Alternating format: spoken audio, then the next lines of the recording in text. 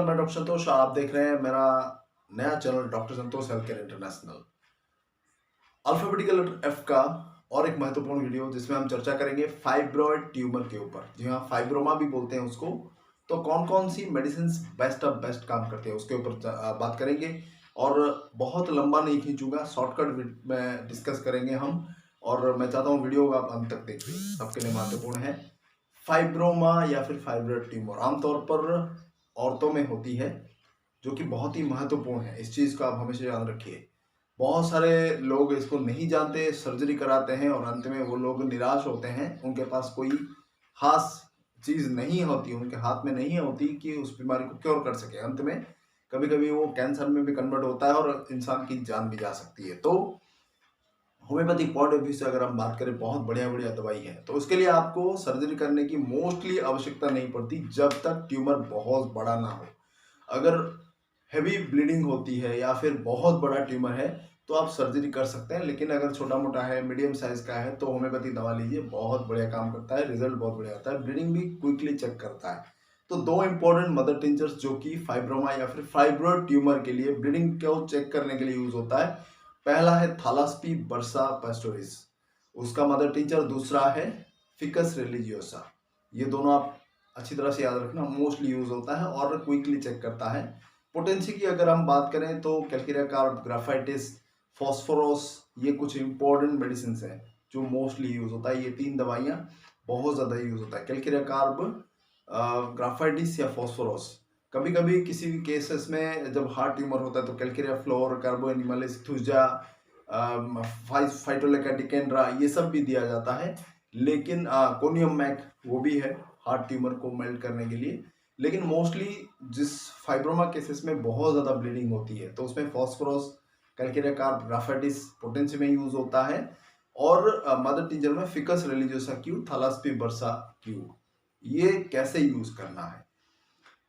जब ब्लीडिंग बहुत ज़्यादा हो, फिकस रिलीजियोसा, थालास्पी बर्सा दोनों का 10-10 बूंद एक आधे कप पानी में मिलाइए। उसको दिन में 4 से 5 बार दीजिए। 2-3 दिन ब्लड चेक हो जाएगा। फिर 2-3 दिन के बाद आप उसको दिन में 2 से 3 बार कर सकते हैं। पानी में मिलाकर दीजिए। मदर टिंचर है, डायरेक्टली नहीं लेना, बहुत ही स्ट्रॉन्ग रहेगा। और रही बात पोटेंसी की, उसको कैसे लेना है? 30 पोटेंसी, ग्राफाइटिस, कैल्केरिया कार्ब, फॉस्फोरस, कोई भी दवाई हो इन तीनों में से, जो दवाई का सिम्टम्स, जो लक्षण है, जो हमने डिस्कस किया था अपने प्रीवियस वीडियोस में हमारे ओल्ड चैनल में, वो आप देख सकते हैं। जो कैरेक्टरिस्टिक सिम्टम है जो ज़्यादा मैच करे, आप उसको 30 पोटेंसी में पहले दिन में 2 बार करके 8-10 दिन दीजिए। फिर उसके बाद 200 का दिन में 2 बार 2 दिन। और फिर नेक्स्ट जो मोस्ट सिमिलर है आप उसको दे सकते हैं। मैंने पहले आपने मान लो कैल्केरिया कार्ब दे दिया, फिर उसके बाद ज़्यादा सिमिलरिटी रहती है फॉस्फोरस, तो आप कैल्केरिया कार्ब के बाद फॉस्फोरस दे सकते हैं। फिर उसके बाद ग्राफाइटिस दे सकते हैं, ऐसे दे सकते हैं। तीनों को एक साथ नहीं मिलाना है, तीनों को एक साथ नहीं मिलाना है, एक साथ नहीं देना है। अगर दो लगभग सिमिलरिटी रहती है, अगर आपको पता भी नहीं चल रहा है, तो आप 30 पोटेंसी का दोनों दवाई आगे पीछे करके ले सकते हैं। मतलब 2-3 घंटे के गैप में आप ले सकते हैं 30 पोटेंसी में।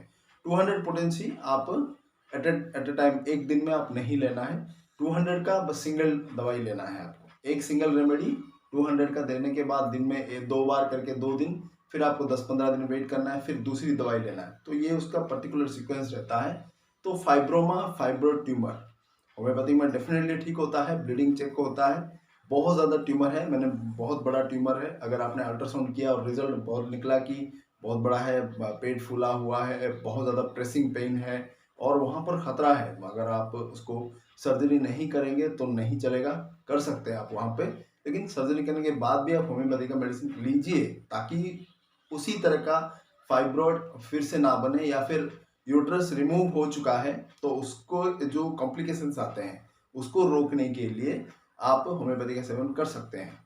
क्योंकि फाइब्रॉइड में कभी कभी फाइब्रॉइड को निकाल आते हैं, कभी कभी यूट्रस को, आमतौर पर आजकल यूट्रस को पूरा निकाल देते हैं। तो उसके जो जो कॉम्प्लिकेशंस होता है, जो हार्मोनल इम्बैलेंस होता है, उसको रोकने के लिए अभी आप होम्योपैथी दवाई खा सकते हैं, ताकि एलोपैथी का जो साइड इफेक्ट है उससे रिलीफ पा सके। तो ये था आज का इम्पोर्टेंट जो बीमारी है, फाइब्रोमा, फाइब्रोइड ट्यूमर है।